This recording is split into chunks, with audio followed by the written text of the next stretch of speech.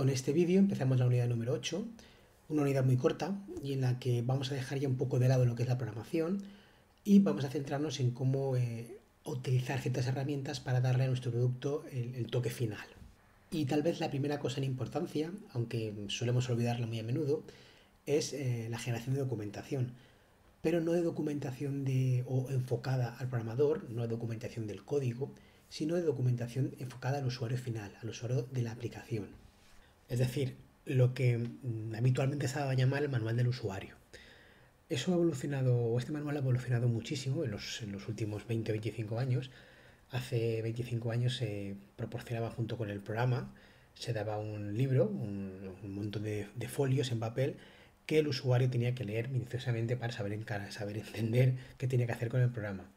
Poco a poco eso fue cambiando.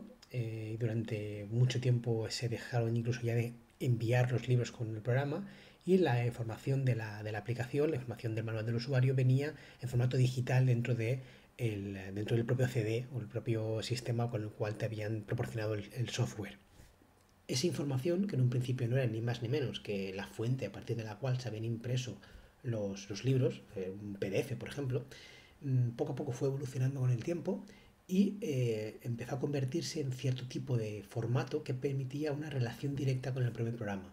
De tal manera que según una pulsación de algunas teclas dentro del programa, generalmente la tecla C1, se abría la documentación y se enfocaba directamente en aquel elemento en el cual tú habías pulsado la tecla C1. Si era un botón, pues te explicaba qué hacía ese botón. Si no habías pulsado sobre ningún sitio en concreto y era una ventana, pues te hablaba en general de la ventana o de la zona del programa sobre la cual estaba esa ventana. Es decir, poco a poco se iba personalizando un poco más la ayuda en función de lo que el usuario supuestamente iba a querer. Bien, pues ese sistema se ha mantenido vigente durante mucho tiempo. De hecho, todavía sigue vigente en varios sistemas operativos, pero lo que es indudable es que se está viendo desplazado de manera muy grande por la web. Hoy en día casi todos los sistemas, todas las aplicaciones importantes, su documentación no está en local, sino que se encuentra situada en la nube. ¿Y por qué se ha dado este desplazamiento? Bueno, pues principalmente por dos razones. La primera de ellas, tecnológica. Es indudable que la web está muy en boga, que es una tecnología que ha evolucionado muchísimo en los últimos años y que es muy versátil. Hoy en día se pueden hacer verdaderas maravillas con pocos conocimientos técnicos.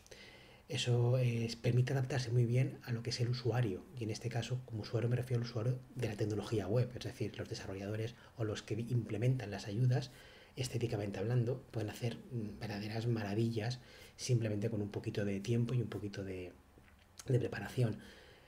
Por otra parte, la segunda razón es por la facilidad de actualización por parte de los usuarios, en este caso por parte de la empresa. Antiguamente había que mandar manuales o había que mandar el fichero a cada uno de los usuarios. El usuario tenía que estar pendiente de recibir esa actualización y saber instalársela. Ahora es muy sencillo, ahora directamente te conectas a la web y es el encargado de la empresa correspondiente de actualizar su documentación en función de las nuevas actualizaciones del programa.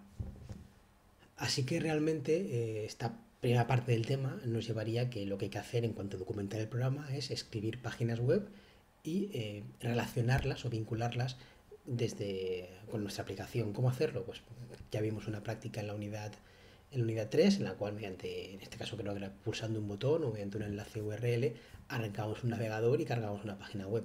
Pues en vez de hacerlo así, en vez de hacerlo con una URL, podéis pensar que con la pulsación de una tecla determinada accedéis directamente a ese navegador, a una URL determinada donde está la información que buscáis. Es decir, que por ahí estaría como que dice todo hecho. Pero bueno, siempre quedan cosas por comentar. Por ejemplo, primera cosa, ¿qué ocurre si quiero tener la documentación en otros formatos más? Es decir, además de HTML, quiero tenerlo, por ejemplo, en PDF, porque el usuario es muy pesado y lo que quiere es tener el libro al lado de su mesa para poder consultar. O si la aplicación no es una aplicación que tenga necesidad de estar conectada a Internet, con lo cual es interesante que haya una copia, vamos a llamarlo así, en local. Pues en casi todos esos casos lo mejor sigue siendo partir del HTML. HTML tiene la ventaja de que es relativamente sencillo migrar o convertir a otro tipo de formatos como por ejemplo puede ser PDF o HTML compilado o incluso páginas MAN de Linux. Luego, como un primer consejo, es interesante que casi siempre partáis, o como punto de partida para vuestras documentaciones, tengáis la primera opción a tener en cuenta debe ser realizarla en HTML. La segunda cosa que podríamos comentar sería cómo trabajar a la hora de desarrollar esa documentación. Y tal vez el planteamiento sería desde dos puntos de vista. Un primer punto de vista sería el del generador de contenido. ¿Qué hay que ha de aparecer en esa documentación? Es muy importante que eso lo tengáis muy estructurado. Que defináis antes de empezar a escribir cualquier cosa, que escribáis muy bien cuál va a ser vuestro índice. Por supuesto, ese índice irá posiblemente dándole alguna vuelta y tenéis que pulirlo a lo largo de la creación de la documentación, pero sí tener un punto de partida que sea lo más estable posible, con sus capítulos, posiblemente sus apartados dentro de los capítulos, incluso sus apartados o sus subapartados dentro de los apartados de los capítulos, hasta 2, 3 niveles bien estructurados. Pensar muy bien que es necesario hacer definiciones muy claras y que aprovechando la facilidad que nos da la web se puede incorporar vídeos, pequeñas animaciones, audios. Tenéis una cantidad de disponibilidad de recursos importante para poder simplificar la tarea de aprendizaje al usuario final. Eso por una parte. Por otra parte está el punto de vista del diseñador, el que va a diseñar la página, el que va a diseñar la documentación. Y en ese caso, si también sois vosotros, que es lo que suele ocurrir, intentar pensar en separar muy claramente el contenido, es decir, lo que antes hemos hablado, del diseño. Y el diseño hay que basarse fácilmente en lo que son hojas de estilo en cascada. Es fundamental que podáis trabajar de una manera lo más desacoplada posible entre las dos cosas para que os podáis adaptar a cualquier situación. Si lo hacéis bien, podréis no solamente cambiar el estilo de documentación al cambiar de versión, por ejemplo, de una manera sencilla, con lo cual ya el usuario va a decir, uy, la documentación es nueva, ¿no? Es la misma, solo que la has actualizado estéticamente. Pero es que además vas a poder adaptarte a otros medios, vas a poder conseguir que esa documentación, esa ayuda, no solo se vea bien en un navegador web, sino también se vea bien en un navegador web de un móvil. O vas a conseguir que sea fácilmente imprimible cambiando simplemente el media de la hoja de estilo. Es decir, si conseguís acoplar muy bien esas funcionalidades, podéis tener una documentación relativamente estable durante mucho tiempo. Y bueno, realmente con estas dos cuestiones ya estaría visto un poco lo que es la documentación o cómo generar hoy en día realmente la documentación de usuario. Pero sí que me gustaría que vierais o que al menos conocierais por encima el sistema de generación de documentación que hasta no hace mucho era completamente vigente en Windows.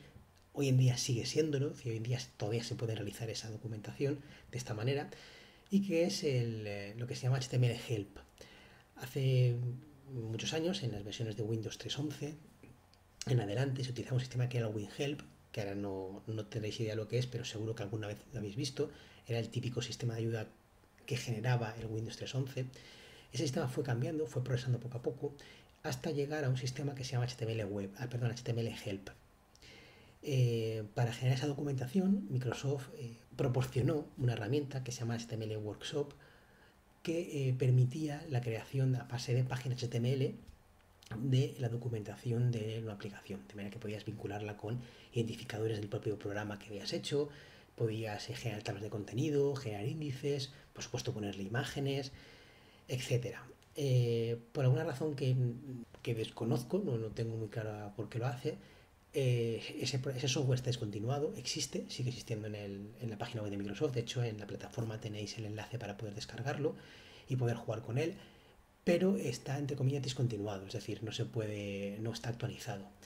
La pega que tiene, si arranqué la aplicación, de hecho yo la tengo aquí instalada para que la podáis ver, mirad, la aplicación es esta de aquí. Y bueno, lo que permite es la creación de proyectos de documentación en HTML Help. Voy a abrir uno que tengo yo aquí un poquito de ejemplo, que es este. Uy. Y lo que podéis ver aquí es básicamente un proyecto en el cual lo que define son características básicas como la compatibilidad del sistema, cómo se va a llamar el fichero compilado, porque al final esto lo que genera es un fichero, un único fichero, donde internamente está toda la documentación HTML. El fichero se denomina CHM porque es un fichero que es HTML, se denomina compilado, es decir, está postprocesado y generado un único fichero con toda esa información. Tienes una tabla de contenidos, una TOC, es decir, un índice, que nosotros llamamos aquí, pero es una tabla de contenidos, la página principal que tiene que abrirse, bueno, el fichero de índice, el lenguaje en el que vas a trabajar, puedes definir otras características, como por ejemplo la fuente, qué tipos de ficheros vas a mezclar, la fuente tenéis aquí, etcétera, ¿no? Si puedes elegir si quieres que varios ficheros HTML se junten en uno, bueno, hay varias cosas en cuanto al proyecto.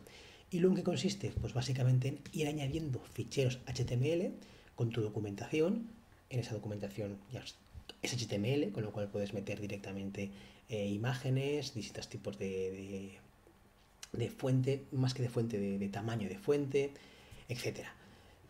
Puedes ordenarlos mediante un contenido. Por ejemplo, aquí tengo autor, manual, fijaros en autor. Aquí tengo mi página, mi sencilla página HTML, donde tengo una cabecera y quiénes son los autores. Otra clasificación sería el manual, donde tengo una explicación de qué hace un botón en concreto. En fin, tú puedes generarte un poco, montar una especie de libro a partir de HTMLs. Posteriormente, ¿qué haces con eso? Bueno, pues posteriormente lo que haces es que lo compilas. Venimos aquí y desde aquí lo compilamos. Entonces, a la hora de compilarlo, él nos va a generar un proyecto. No puedo porque lo tengo abierto aquí. Voy a generarlo para que veáis que funciona. Lo compila y al final me da un fichero. El fichero se llama .chm, que es algo como esto. Tengo aquí mi contenido con mis dos capítulos. En el primero pues tengo aquí la introducción, puedo ir a autores tiene un enlace a los autores, aunque puedo también ver autores por aquí, tengo el manual, en fin, una ayuda de las que seguramente habéis visto a miles en las aplicaciones de Windows, de Microsoft. ¿Cuál es la pega? Bueno, pues la pega es casi se ve a simple vista, ¿no? Es decir, es una aplicación que se nota que es antigua, con esos botones aquí en 3 dimensiones de las feas. Es una aplicación que está sin actualizar, con lo cual el soporte HTML que tiene es muy básico, no soporta casi ningún recurso que ahora mismo conocéis y eso lo limita muchísimo. Pero bueno, es una opción que hoy en día todavía hay aplicaciones que utilizan y que es cómoda a la hora de poder adjuntar la documentación en línea, perdón, la documentación, la de en línea, adjuntarla de manera local en tu aplicación. Es un único fichero, con lo cual también es muy cómodo de transportar y es relativamente sencillo de generar. Si la tienes en HTML la documentación completa, es bastante probable que con un poco de preproceso podemos adaptar los ficheros HTML a esta aplicación de manera que podamos compilar y generar un CHM. Es decir, vamos un poco al punto de partida, ¿no? Al punto que comentábamos antes, que es interesante generarlas siempre en HTML porque vamos a poder irnos a la opción definitiva que deseemos. Aunque obviamente por el camino perderemos características.